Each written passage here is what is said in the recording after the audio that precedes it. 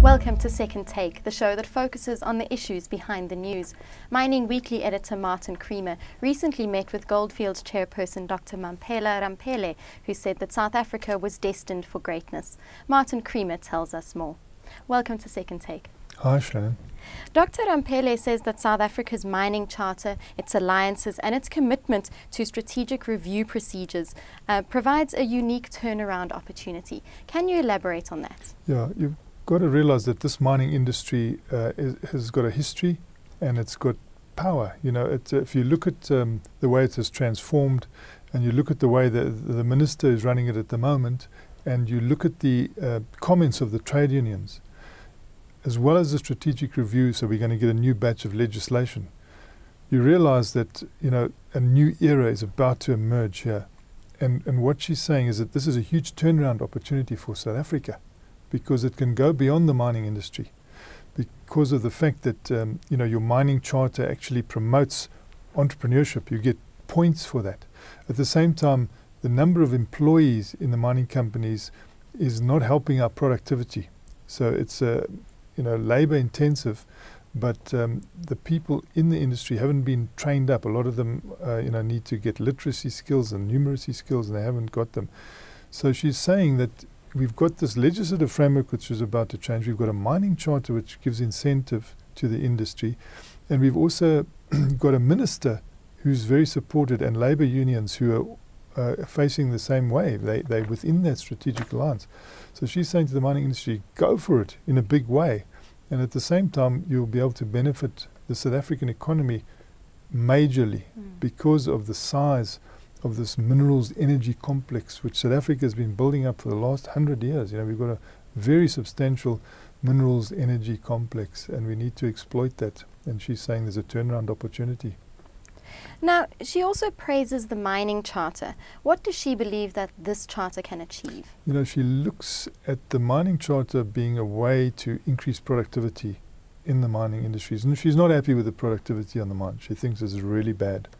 And it needs to be increased through education and skills training, but also through people being able to do more, but with fewer people. So she wants it to come into line with the rest of the world. You know, and a lot of our mining industry needs to be upgraded and even go beyond mechanization, you know, into automation. Because when you're at great depth, it's not really conducive to people being down there in large numbers.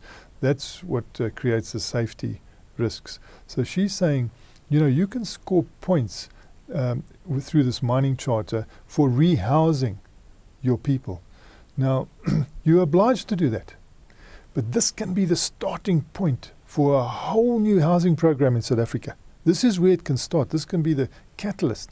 Because you can take people out of the mine, train them up as bricklayers, you know, train them up as carpenters, train them up as welders, and start them off on your mines. You've got to rehouse. You've got to.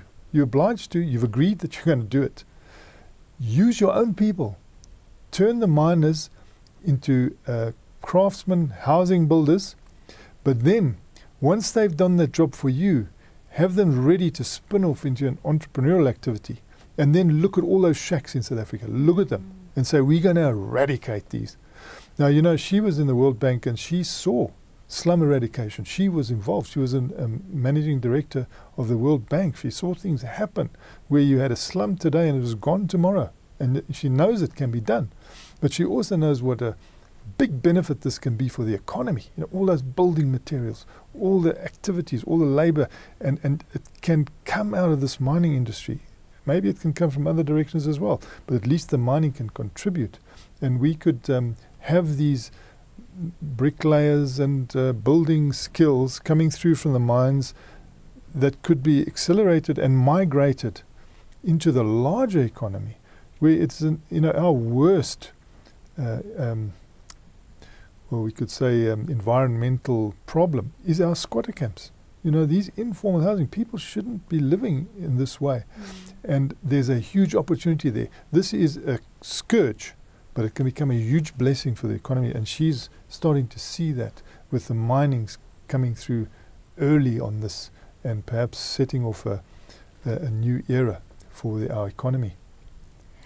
What are Dr. Ramphele's views on black economic empowerment?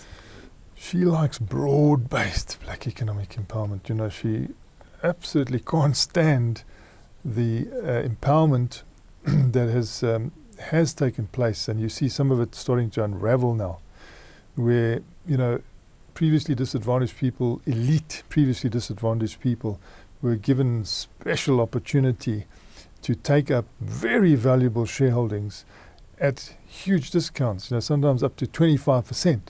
You know, she says some of those discounts are worth 2 billion. She says, imagine if we could have had that 2 billion and instead of that form of BEE, put that 2 billion into skills upgrading and to aligning what you need from your people, you know, your miners there, skilling them up and bringing them into line with what you need.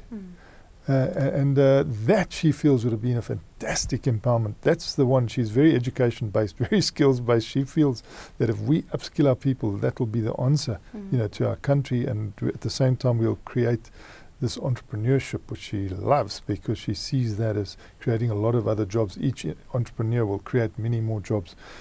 She likes microeconomic activity, because she said that, you know, when the government decided to go for GEAR, the GEAR economic policy, it created the macro stability. The macroeconomic stability was put in place with that, but it didn't really deal with the microeconomic needs, these small businesses and she feels now we must go for that microeconomic activity, promote it in a big way, and to change the face of our economy and give a lot of people employment and create wealth, because they will become owners of their own businesses. Now, Dr. Ramphele also mentions the new electronic system of applying for mineral rights.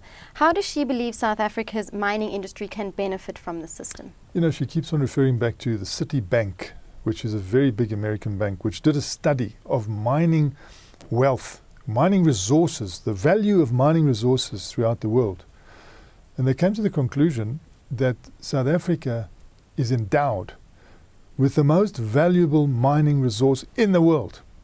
You know, it was like $1 trillion ahead of Australia and Russia, you know, were in second and third place. So they put it at $2.3 trillion. Now that's still the value of the metals and minerals in the ground, and they excluded energy coal, by the way. They didn't even take into regard energy coal. So they said it is mainly platinum, you know, it lifted our shares beyond anyone else. She's saying you've got this fantastic endowment. Now you've got a system that is electronic, that a person might be, you know, sitting in Melbourne, or he might be in New York. He can access this cadastre that we have now, SAMRAD, and he can see exactly what is available in platinum, you know, what the open spaces are around it, where all the biodiversity risks are, and all the other aspects, without moving from his office. And he can then apply for initially exploration rights and you know, follow through with mining rights on the system, this international cadastre.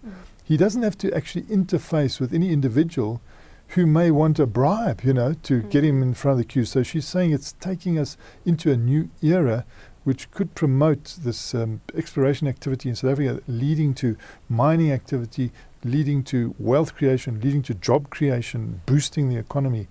And she says there it is, unfolding. So she's again emphasizing this opportunity. We've got a supportive minister, we've got a supportive labour union, we've got a tripartite agreement that is unique. There's no other sector in South Africa where government, labour and business work together and they sing from the same hymn sheet. No other sector. So mining is well advanced in this, you know, against the background of a lot of past turmoil. It's the whole South African franchise. You eventually, after having these fights, you know, you settle down and you reach a consensus. And the consensus within that tripartite alliance is very strong. I mean, we've sat there as journalists and we've watched them each stand up and say, we are here for South Africa, build South Africa, let's do this together and make sure that we also rehouse the miners. They don't like hostels. So everyone has got a demand. But from that demand can come huge opportunities as well. And she's saying, yeah, let's see South Africa as a new opportunity, and the mining industry should take this opportunity now. Maybe the shares are down at this point. You know, the image that people have of South Africa is not that hot in terms of mining. But, you know, that's the time to buy shares when things are down, because, you know, the chances of them lifting, in her view, are good. And she says straight out, South Africa is destined for greatness, and she believes it. And I think that it's about time people started saying that, because unless you get someone doing that, we won't achieve this greatness. Well, thank you very much. She sounds like a fascinating woman, so thank you for that insight. It's a great pleasure, Shannon. That's the show for today. Join us again next time for more news and insight into what's happening in the mining world.